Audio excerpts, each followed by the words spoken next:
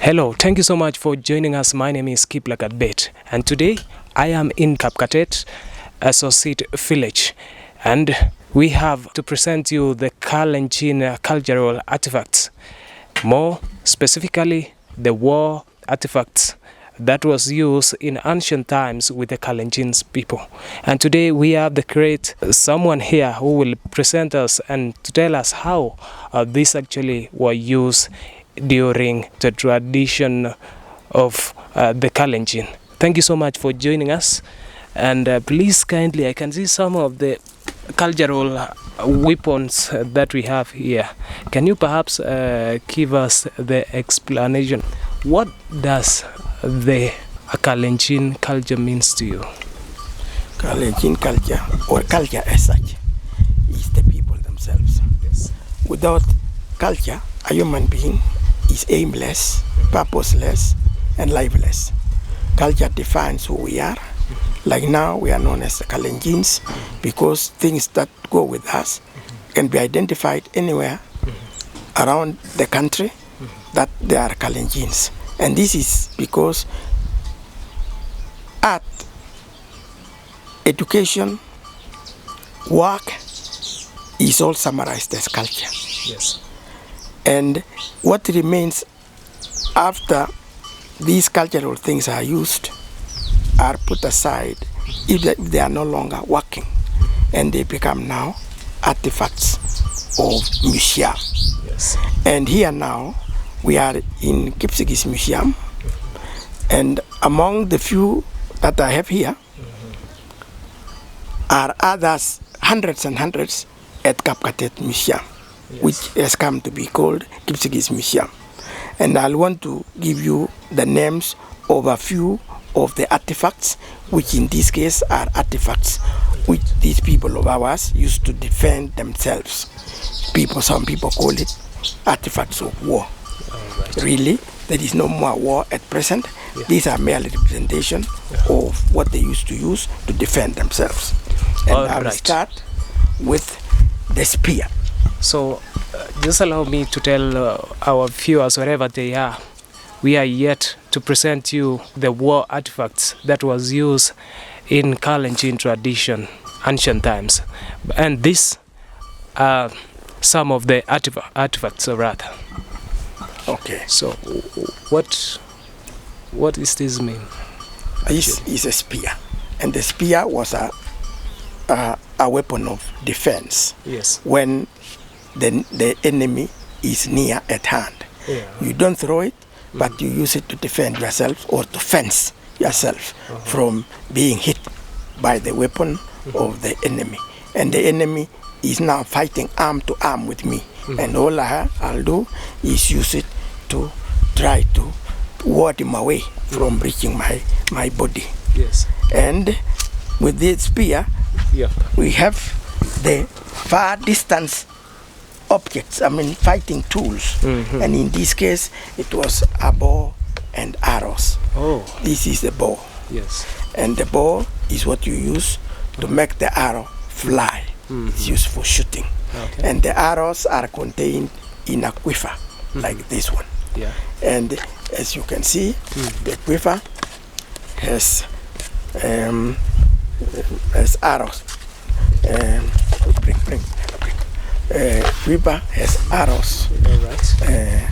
As you can see, these are the arrows in the quiver for defense. Okay. And therefore, this person is well defended, and his animals and his family are well taken care of. All right.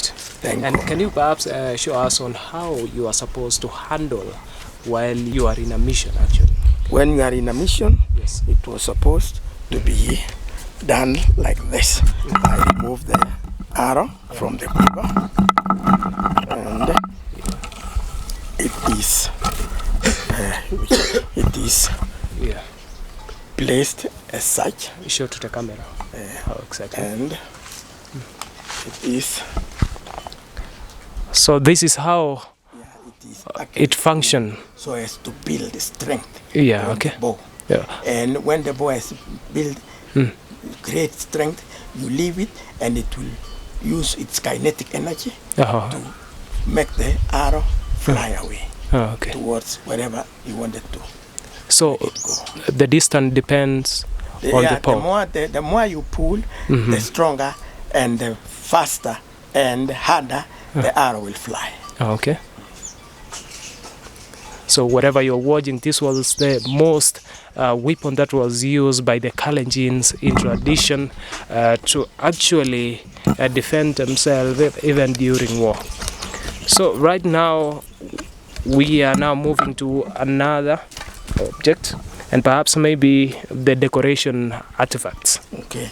Yeah. Decoration artifacts Yeah. were largely made of the beads, which are all over Kenya really, Yeah, and the cowrie shells. Oh, And the beads, as known already, as known by all tribes, are actually the artifacts which you place. They are decorations which are placed on the neck, like so, Yeah. and also the cowrie, the shells. Oh, They okay. are placed on the neck like this, and, like this. So these are decorations of the neck. Wow. The younger the people, the more decorations they have. For old people like myself, even the cowrie shell is enough. Okay. Does it have any rules to wear the? Yes, of course, there are rules. Old men really don't need any shiny of these things. They want dull, as they are now lives. Their lives are now dull, a bit off, and they should live and not compete with young men who wear bright and elegant body decorations. Except for Yes. the head gear, which is used by the priests, Yes. which was very well decorated, Right. and this was called the nariet. Nariet. This is for ceremonies only, Oh, okay. worn by old men Oh. who are conducting ceremonies. So this cannot be worn by a young person, Well, you even can during wear tradition. when you are undergoing what do you call it? Graduation from whatever ceremony. You can wear it to show that superiority and that you have moved from one stage in life to the next. Then you can wear, but privily. But for the old man who is the priest of the ceremony, Yes. he wears it during those ceremonial times. But even sometimes when there are some important occasions, he can wear to show that he is actually a priest. Oh, okay. Yeah, but no young man can wear this nariet. It's called nariet. It's actually a crown. So as you have heard, whenever you're watching, this is called nariet, and it is not allowed, even in traditional, for the young people, unless during perhaps maybe graduation. Isn't that so? Okay. So another thing, I can see a bit of a calabash, like, is it that so? Yeah, this is a very special calabash. In fact, it is the top requirement in any ceremonies in Kipsigis. Yes. Because this is where they put ceremonial beer, which normally is used to bless a gathering. Oh. And the beer that is here is just taken for ceremonial purposes. And this calabash is taken care of with extreme. It is not allowed to get broken, because if it breaks, Yes. it's a curse. So it is always kept in very safe places, and it should never be played around. No child, no young man, but the old man of the ceremony. And when the old man of the ceremony retires, he goes with his calabash. His calabash. It's called komda. Komda. Yes, and the new one must get his own calabash. And he continues with it, and when he finishes also his term of office, he goes with his own calabash. So it is not allowed for whoever who is now getting to the reign to hold this calabash that has been used by somebody else. Yeah, it is never handed over to the next person. You can only hand over the power, but whatever tools you are using, this komda must remain with the former. Oh, okay. Yes, and it is a very special container. It is never pierced except for the mouth. There is no other injury anywhere. And as you can see, animal skin is tied on the neck, and normally there are kind of reeds which are tied around it during those ceremonies. This was a way of ascertaining that people take care of their environment. Because if a plant like this is used in time of ceremonies, which define a society, it means plants are also very important to that society. And this is called sinendet. And sinendet is always respected among the Kipsigis. Ceremonies, no ceremony is performed without sinendet. That's connecting people to realize that the fauna must be taken care of. And therefore, we should be connecting teaching of keeping the environment with their use in ceremonies and in very important affairs. That is why the Kipsigis incorporated it throughout their lives.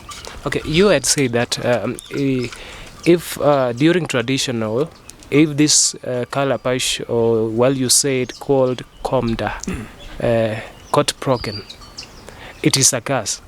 It's a curse. What of if in case during that time got broken? What will be the possible necessary things that were supposed to be done to end the curse? If it happens in extreme circumstances which are unforeseen, then ceremonies very much extended must be performed, which includes some more beer, milk, and gathering of people around what is called mabwai. And mabwai is an altar of the Kipsigis. It is something always erected on the eastern side of a house, facing the east. And when that thing is being performed, it stops all activity. All activities around that thing, around that day, must be stopped in order for the ceremonies to be performed, so that everyone feels cleansing has been done. Okay, this is more of appeasement. So. Yes. It's peacemaking. Now somebody must have done this. It's been a very interesting story here. I hope wherever you have been watching us, this has been a very interesting story for you. And perhaps maybe you are there asking yourself, where will I get this place? How, and is it a really museum?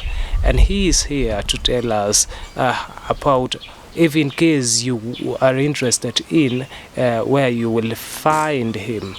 And perhaps maybe you give us, you give whoever who is watching the direction. Perhaps maybe you have a museum elsewhere and you could wish people to come and see the Kalenjin cultural artifacts. Please kindly keep them address. Thank you very much. We are found in Kapkatet town of Bureti sub-county of Kericho County, and in the village of Sosit. Here we have Kipsigis cultural artifacts, which you will want to see and you don't want to miss again to see, or your friends not to see. So kindly, you are welcome and you will enjoy yourself. My name is Shucha, or Hero Arabtum, as I was awarded Hero's Medal for the attempt and my ability to collect and display Kipsigis artifacts of cultural origin. Well, thank you. That has been amazing. And thank you so much, wherever you have been watching us, for following this show today. And perhaps maybe next time we'll be in a position to give you some of the artifacts that we haven't shown you today here. Keep tuned. My name is Kiplagat Collins.